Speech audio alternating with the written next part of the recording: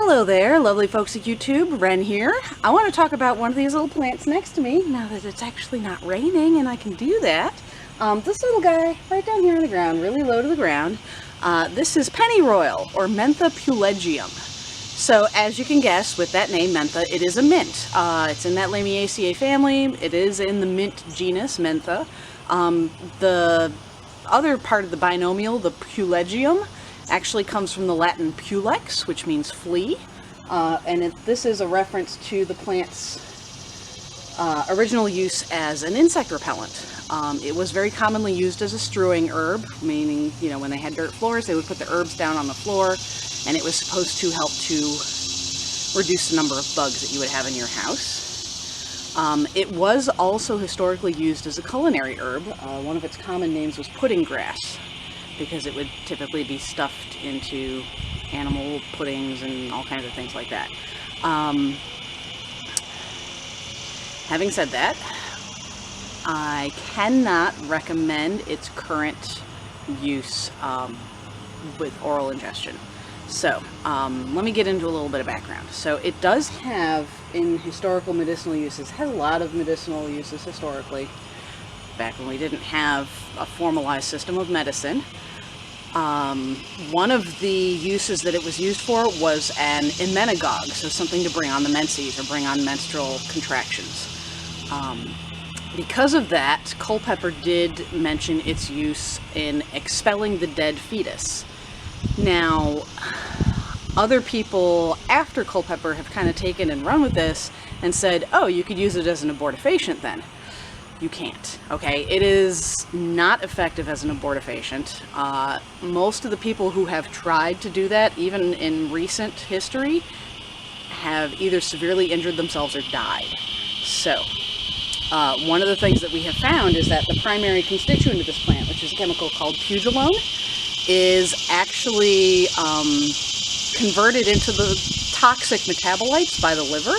So any ingestion of this plant will turn this plant into poison once it's in your body, and we don't know what the effective dose to kill you will be.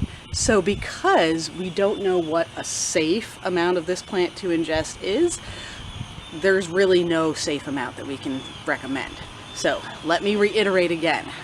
People have died from ingesting this plant. Do not do that. There is no known antidote, okay? Now, having gotten that out of the way, I will tell you, because it's only converted into a toxic metabolite after you ingest it by the digestion process of the liver, it is completely safe to handle with your bare hands. So I handle it all the time. I will actually take the plant and just rub it all over my arms and legs as sort of like an impromptu insect repellent. Perfectly safe to do that. Just don't eat it, okay? In any way. So anyway, let's talk about how this plant actually grows. So as you can see, this is a very low growing ground cover. This is about as tall as it ever gets. Like most mints, it is very aggressive in spreading. It will root anywhere that these little stems touch the ground, and they tend to flop over very readily, so it is very, very easy to spread. Unlike a lot of other mints, though, this is one you can actually start from seed. So this whole big patch that you're seeing right here was actually started with one little seedling that I started 3 years ago. So it is kind of starting to reach the end right now. You can see a lot of these little, some of these little flowering spikes have actually set seed and are starting to turn brown. But this is the time of year that it blooms, and you can see it makes these little lovely kind of purplish blue flowers that are very nice.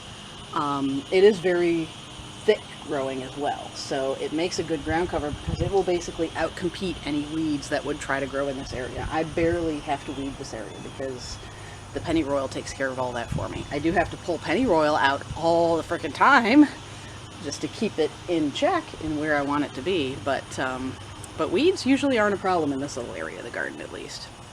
So,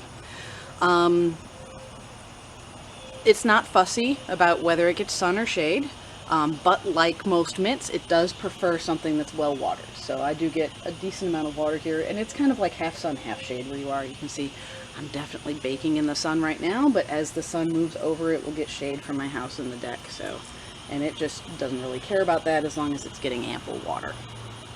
So, let's see. I'm sorry, it's a little hot out here. It's really early in the morning, but it's so humid that, whew, it's just killing me. Let's move on. All right, so let's talk about magical purposes of this herb. So this is, like most mints, an herb of Venus. It is sometimes used in love magic, as most herbs of Venus are, but for me, this plant is more of a calming energy than necessarily a love-drawing energy. So this,